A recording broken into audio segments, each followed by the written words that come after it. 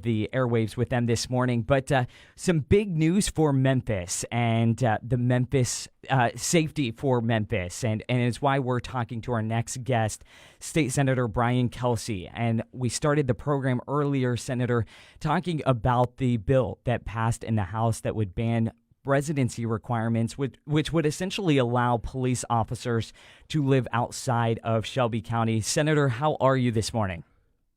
I'm doing great this morning. Thanks for having me on, Dan. So this bill, which would allow police officers, firefighters, emergency medical service workers in Shelby County to live outside of Shelby County, passed, meaning it's really headed to Governor Bill Lee's desk, which he said he would sign.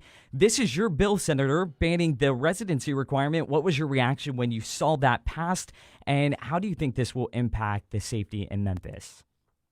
Well, certainly I was thrilled that the House finally passed this bill and went along with the Senate version last night. I went back and looked. It was actually 2008 was the first year that I introduced this bill in the legislature. So it's been a long time coming, but it's very important for our community, and it's much needed. And I do think it's going to leave us in a safer position as Memphians. You know, I mean, even the Memphis City Council, which has opposed this for years, acknowledges that we are 500 officers short of where we need to be in the police force. And I think, we could have as many as 100 new officers hired when this bill becomes law. I mean, you referenced that staffing shortage, 500 officers short. It's just unbelievable. Where do you think we start now with the likelihood of this bill becoming law? How do you fill those staffing shortages? Where do we start? Well, I think it's got to be a campaign on multiple fronts. We've got to be advertising to folks outside of the region to come in here.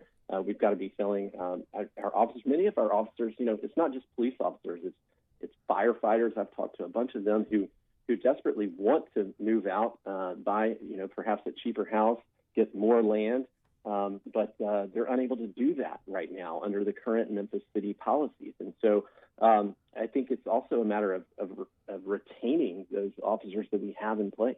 I mean, and it's interesting because, you're on the ground here in Memphis. You represent Germantown.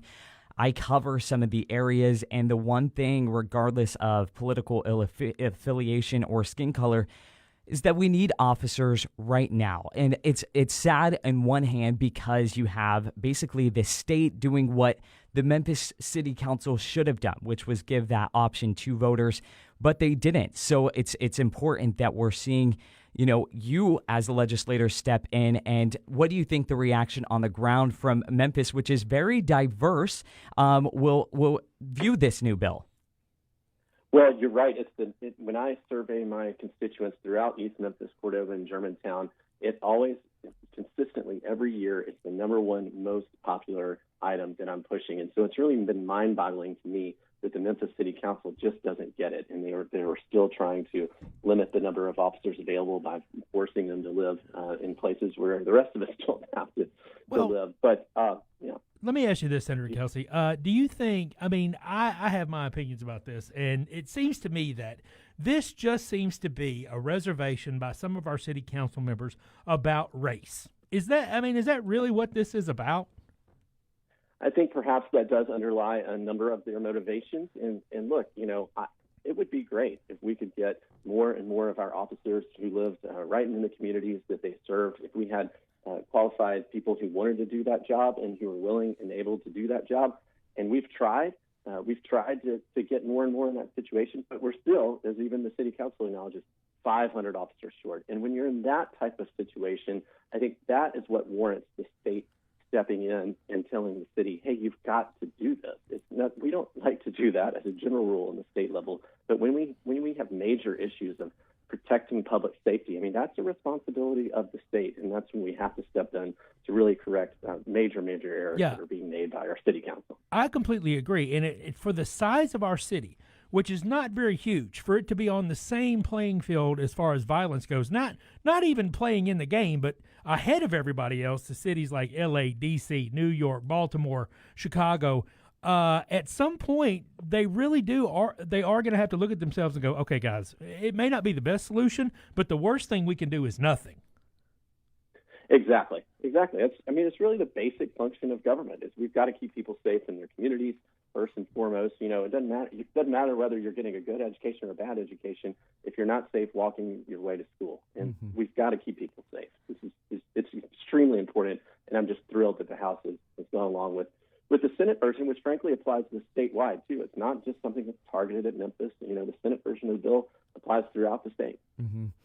I was going to say, as a Memphian, we so appreciate this bill. And the other thing that with this bill, I felt like that our city council took the voice away from Memphians on this particular issue, because we were going to vote on it. It was on the ballot for us, and you know, they said, "Oh no, we know what's better for you." So I appreciate that you stepped in to fill in that gap for us whenever our city council failed us. Senator, I wanted to jump in here, or go ahead. No, I was just going to say that's exactly right. I mean, to have it put on the ballot where everyone was expecting to vote for it, to do away with this onerous requirement, and then all of a sudden have it stripped away from us, that was really, really tough. I wanted to jump in here and correct that. And shift, and we appreciate that, shift a little bit to the pumps and what you're seeing with your constituents here in Shelby County. Of course, gas prices skyrocketing right now. We're seeing gas prices well over $4 in some parts of the city. We're seeing in Nashville 2 lawmakers really calling for a 90-day freeze on gas tax.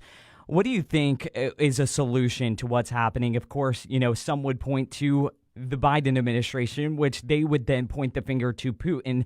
How do we bring down, or at least help families who are struggling to just put gas in their cars and fill up their their refrigerators here in Shelby County right now?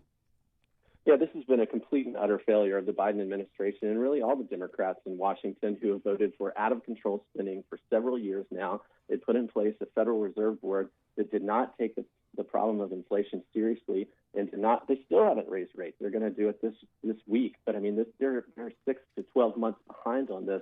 And it's not a surprise that when it turns out when you pay people more to not work than to work, that you're going to have to get them back to work, you're going to have to increase wages, you're going to have to increase the cost of goods across the board, and everything goes up. This problem is so frustrating of inflation because it was completely avoidable. It was 100% caused by the Democrats in Washington. And sure, of course, the war in Ukraine is causing a slight increase to the gas prices, but this was a jump up toward $4 that was in place well before that started. So for the president to blame Putin for that is also, I think, unfair. He might only be responsible for the last 25 cents or so. Wow. Well, we appreciate you coming on to the program, State Senator Brian Kelsey joining us. Of course, he sponsored Senate Bill 29, which allows first responders to live wherever they choose, which is good news for Shelby County because we have a staffing shortage. You heard him say 500 Memphis police officers short in the city, and this could essentially put boots on the ground and do it quickly. Senator, thank you for joining us this morning. Thanks so much for having me on. All righty. And we have so much more local news coming up. We'll, of course, bring that to you right after